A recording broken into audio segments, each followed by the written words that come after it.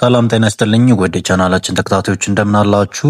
ዛሬ በዓለም ዋንጫውና በክረምት የዝውውር መስኮት ላይ የተሰሙ ያሉ አዳዲስ መረጃዎችን እንመለከታለን። በተለይ ሊዮኔል ሜሲ የዓለም ዋንጫን ታሪክ በድጋሚ በአዲስ መልክ እየጻፉ ይገኛል። በተቃራኒው የክርስቲያኖ ሮናልዶ ሀገር ፖርቹጋል አሁንም በድክመቷ ቀጥላለች። በሌሎች መረጃዎች ዩናይትድ ቤት የተሰማው የጉዳት መርዶ የክለቡን የዝውውር እቅድ ሙሉ በሙሉ ቀይሮታል። አርሰናል ለንጉሳዊ ዝውውር ሁለተኛውን ጥያቄ ለማዘጋጀት ለማቅረብ በዝግጅት ላይ ሲገኝ፣ ሊቨርፑልና ቼልሲ ደግሞ አዳዲስ ስልቶችን እየነደፉ ነው። በዛሬው የቪዲዮ መረጃዎቻችን ላይ እነዚህን ጉዳዮች በዝርዝር እንመለከታለን። እስከ መጨረሻው ድረስ አብራችሁን ቆዩ። ቻናላችን ሰብስክራይብ፣ ቪዲዮ ላይክ፣ ሀሳብ አስተያየቶቻችሁን ኮሜንት ሴክሽን ላይ አስቀምጡልን። በመጀመሪያም ትኩረታችን በዓለም ዋንጫ ምድብ ሶስተኛ ጨዋታዎች ላይ እናድርግ። አርጀንቲና ጆርዳንን 3-1 በሆነ ውጤት አሸንፋለች። ጨዋታው በተማሪ አማካኝነት አስደናቂ ጎል አስቆጥረው ብርቱ ፍክክር ያሳዩበት ቢሆንም የአርጀንቲናውያን ጥረት ግን ጨዋታውን እንዲቀይሮ ችሏል። ለታንጎዎቹ ሎሴልሶ እና ማርቲኔዝ ጎሎችን ሲያስቆጥሩ ሶስተኛዋን ጎል እንደተለመደው ሁሉ ሊዮኔል ሜሲ አስቆጥሯል። ከወንበር ተነስቶ ነው ተቀይሮ ገብቶ ግብ ማስቆጠር የቻለው። ይቺ ጎል ታዲያ ለሜሲ ተራ ጎል አልነበረችም። በቁጥር መረጃዎች ስንመለከት በዚህ ውድድር መድረክ ላይ ስድስተኛ ጎሉን አስቆጥሯል። 3 የምድብ ጨዋታዎችን ብቻ ነው የተጫወተው፣ 6 ጎሎችን አስቆጥሯል።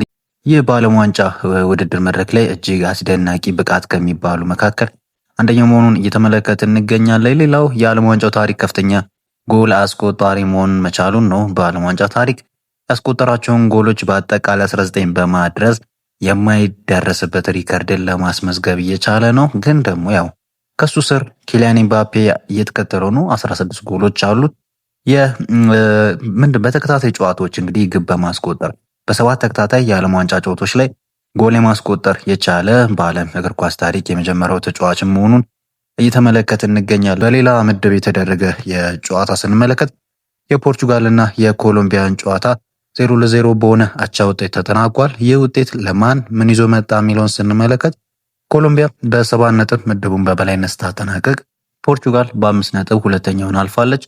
ትልቁ አስገራሚ ታሪክ ግን የኮንጎ ነው። ኡዝቤኪስታንን 3-1 በሆነ ውጤት በማሸነፍ በሚያስደንቅ ሁኔታ ታሪክ ሰርተው ጥሎ ማለፉን ተቀላቅለዋል። በአንጻሩ ኡዝቤኪስታን ሁሉንም ጨዋታዎች ተሸንፋ በሚያሳዝን መልኩ ከውድድሩ መሰናበቷን ተመልክተናል።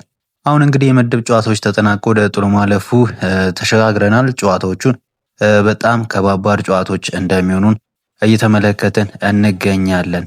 ከነዛ መካከል ፖርቹጋል ከክሮኤሺያ በጣም ከባድ ትንቅንቅ ሊኖርበት ይችላል። ኮንጎ ከእንግሊዝ የሚጠበቅ ጨዋታ ነው። ኮሎምቢያ ከጋና ይጠበቃል። እንዲሁ አርጀንቲና ከኬፕ ቨርድ ከአፍሪካዊቷ ተወካይ ኬፕ ቨርድ ጋር የምታደርገው ትንቅንቅ በጉጉት ይጠበቃል። አሁን ደግሞ ወደ ክለቦች ዜና ወደ ዝውውር ዜናዎች እንሸጋገር። በማንቸስተር ዩናይትድ ቤት ነገሮች በአንድ ሌሊት ተቀይረዋል። ክለቡ የአማካይ ክፍሉ እንደገና ለመገንባት እቅድ አውጥቶ እየሰራ ነበረ።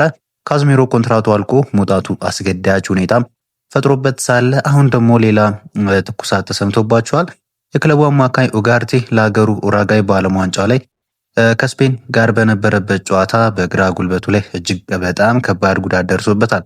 ታዲያ በዚህም በቃሪዛ ከሜዳው ክፍል የወጣው ኡጋርቴ በጉዳት ባለሙያዎች እንደተረጋገጠው የመጀመሪያ ምርመራ መሰረት የጉልበት ጅማት ስብራት ወይም ደግሞ ኤሲኤል በርካታ የእግር ኳስ ተጫዋቾች የሚፈሩት ጉዳት አጋጥሞታል።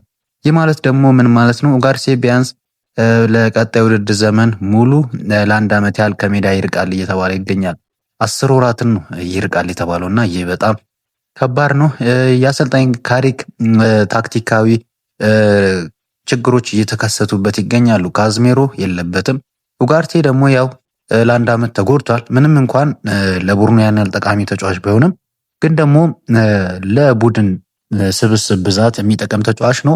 ዩናይትድ የአማካይ ክፍል ባዶ ሆኗል። ይህንን ተመልክቶ ታዲያ የጉዳት አሰልጣኝ ካሪክን በአንድ ጊዜ 2 ትልልቅ አማካዮችን እንዲያስፈርም አስገድዷቸዋል ብዬ ነው ማሰቡ። ታዲያ በዚህም ዩናይትድ የዝውውር ሂደቱን በፍጥነት ለማስኬድ ጥረት እያደረገ ነው። የመጀመሪያ ኢላማው የዌስትሃሙ የ1 ዓመት ኮከብ ማቴዎስ ፈርናንዴዝ ሲሆን ግን ደግሞ ዝውውሩ ቀላል አይሆንም። ምክንያቱም ቶተናምም ተጫዋቹን ለማግኘት ከፍተኛ ገንዘብ ይዞ እየተፋለመ ነው። ታዋቂው ጋዜጠኛ ፋብሪዞ እንደዘገበው ተጫዋቹ ለሁለቱም ክለቦች ፈቃደኛ ነው። ዌስትሃም ከፍተኛ ገንዘብ ላቀረበለት ክለብ አሳልፎ ይሰጠዋል እየተባለ ይገኛል። ከፈርናንዴዝ በተጨማሪ ዩናይትድ የበርንማውዙን ወጣት አማካይ አሌክስ ስኮትን ለማስፈረም ቀጥተኛ ንግግር ጀምሯል። ዩናይትድ እነዚህን ሁለት አማካዮች በአንድ ላይ ለማስፈረም በሚሊዮን የሚቆጠር ከባድ ገንዘብ ለማውጣትም እንደሚጠበቅበት መረጃዎች እያወጡ ይገኛሉ። በመቀጠል እንግዲህ በአርሰናል በኩል የወጡ መረጃዎችን እንመልከት። አሰልጣኝ አርቴታ የዝውውር ዳይሬክተሩ ከአንድሬ ቤርታ ጋር በመሆን ዋንጫቸውን አስጠብቀው ለመቆየት እና በሻምፒዮንስ ሊጉ እስከ መጨረሻው ለመፋለም አዲስ አማካይ ይፈልጋሉ። ለዚህም የመረጡት ሰው ደግሞ የኒውካስትሉ ብራዚላዊው ኮኮ ቡርኖ ጉማሬሽን ነው። አርሰናል በመጀመሪያው እንግዲህ በተነጋገሩበት ሂደት ምክንያት ከ60 ሚሊዮን ፓውንድ በታች የሆነ የቃል ጥያቄ አቅርቦ የነበረ ቢሆንም ኒውካስትሎች ተጫዋቹ በፍጹም እንደማይሸጥ ተናግሯል እና በዚህ ምክንያት ውድቅ አድርገውት ነበረ። ነገር ግን አሁን አዲስ መረጃ ወጥቷል። የአርሰናል የአሁን የአማካይ ክፍል ስንመለከተው ዴክላን ራይስ፣ ዙቢሜንዲ፣ ኦዲጋርድ እና ሜሪኖ ናቸው። አርሰናል ከተጫዋቹ ወገን ወይም ደግሞ በደላሎች በኩል ፈቃድ ያገኘ ክለብ ሆኖ ተመልክተናል እና አሁን ሁለተኛና እጅግ ከፍተኛ የሆነ ገንዘብ መጠን ያለው ይፋዊ ዝውውር ጥያቄ እያዘጋጀ መሆኑ ተነግሯል። ጉማሬሽ በለንደኑ ክለብ የሚቀርብለትን ደሞዝ እና የሻምፒየንስ ሊግ ተሳትፎ የመቀላቀል ከፍተኛ ፍላጎት አለው። ኒውካስትል ዩናይትድ ግን አንድ ስጋት አለበት። ኒውካስትል በዚህ ዓመት ሻምፒየንስ ሊግ ተሳትፎ ብቻ ሳይሆን ሌሎች የአውሮፓ ውድድር ተሳትፎችን አይሳተፍም እና በዚህም ምክንያት ኮከብ ተጫዋቾቹን የማጣት ትልቅ አደጋ ተጋርጦበታል። ቶናኒ በቶተናም እየተፈለገ ነው። ሊቨራሜንቶ እና ሉዊስ ሆልም በተመሳሳይ የሌሎች ክለቦች አይን ውስጥ ገብተዋል። እንደ ተንታኞች እንደ ስፖርት ተንታኞች እንደሚሉት ከሆነ ኒውካስትል ጎርደንን፣ ቶናሊና ቡርኖን በአንድ ላይ ካጣ ክለቡ ትልቅ አደጋ ውስጥ ይገባል እየተባለ ይገኛል። ስለዚህ ከአማካዮቹ አንዱን በታላቅ ዋጋ ለመሸጥ ሊገደዱ ይችላሉ እና በዚህ ምክንያት አርሰናል የቡርኖ ጉማሬሽ ዝውውር ሂደት ላይ ምናልባት እድልም እንዳለው እየተመለከት እንገኛለን። አሁን ደግሞ ወደ ምዕራብ ለንደኑ ወደ ስታንፎርድ ብሪጅ ክለብ እናምራ። አዲሱ የቼልሲ አሰልጣኝ አሎንሶ በክለቡ የመጀመሪያ ስራቸውን በይፋ ጀምረዋል። አሎንሶ ወደ ክለቡ እንደመጡ የፈለጉት የመጀመሪያው ነገር የእሳቸውን ታክቲክ ሊተገበር የሚችል የመስመር ተከላካይ ማስፈረምና ማግኘት ነበር። ያሰቡት ተሳክቶላቸዋል። የ21 ዓመቱ ጣሊያናዊው የቀይ መስመር ተከላካይ ማርኮ ፓሌስትራ ከአትላንታ በ43 ሚሊዮን ፓውንድ ቼልሲን ለመቀላቀል አርብ ዕለት በለንደን የሕክምና ምርመራውን በተሳካ ሁኔታም አጠናቋል። የኢስፔን ጋዜጠኛ የሆነው ሳምቲዥ እንደገለጸው ከሆነ ፓሌስትራ በአሁኑ ሰዓት በሴሪያ ካለው ምርጥ ተከላካዮች አንዱ ሲሆን ለዣቢ አሎንሶ የ3-4-3 ታክቲክ እና የመስመር ማጥቃት ፍልስፍና ፍጹም ተስማሚ የሆነ ተጫዋች ነው። በተጨማሪ ቼልሲ የክሪስታል ፓላሱን የመሃል ተከላካይ ማክስ ላክሩዋን ለማስፈረም ንግግር ጀምሯል። በአንጻሩ ጣሊያናዊው ክለብ ኮሞ የቼልሲውን ተከላካይ ትሬቨር ቻሮባን ለመውሰድ ቢፈልግም ዝውውሩ በገንዘብ ምክንያት ከባድ እንደሚሆን እየተገለጸ ይገኛል። አንድ አስገራሚ መረጃ ደግሞ እንንገራችሁ። የቀድሞ የአርሰናል አማካይ ግራኒት ዣካ ባለፈው ዓመት ሊቨርኩሰን ከዣቢ አሎንሶ ጋር ቡንደስሊጋውን ካሸነፈባቸው ዓመታት በኋላ ባለፈው ክረምት በ13 ሚሊዮን ፓውንድ ሰንደርላንድ ተቀላቅሎ ነበረ። ዣካ ሰንደርላንድን በፕሪሚየር ሊጉ ከማቆየት ባለፈ ለኤሮፓ ሊግም እንዲያልፉ ትልቅ አስተዋጽኦ አድርጓል። አሁን አሎንሶ ለንደን ሲመጡ ዣካም ወደ ለንደን አብሮ እንዲመጣ እየተጉ ይገኛሉ።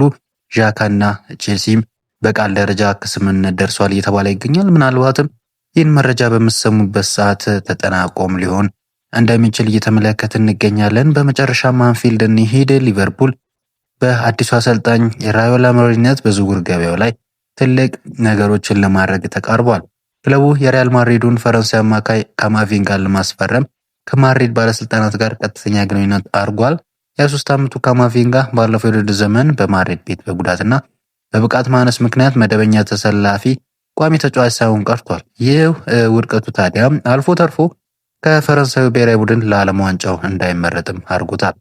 ማድሪድ ካማቪንጋን በ60 ሚሊዮን ዩሮዎች ለመሸጥ ሙሉ ፈቃደኛ ነው። ነገር ግን ትልቁ እንቅፋት ተጫዋቹ ራሱ አሁንም በማድሪድ የመቆየትና ራሱን የማስመስከር ጽኑ ፍላጎት ያለው መሆኑ ነው። ሊቨርፑል ተጫዋቹን ማሳመን ይችል ይሆን የሚለውን እንግዲህ ወደፊት የምንመለከተው ይሆናል። ታዲያ ውድ ቤተሰቦቻችን ቪዲዮአችንን ከማጠናቀቃችን በፊት እስቲ አንዳንድ ጥያቄዎችን እንጠይቃችሁ።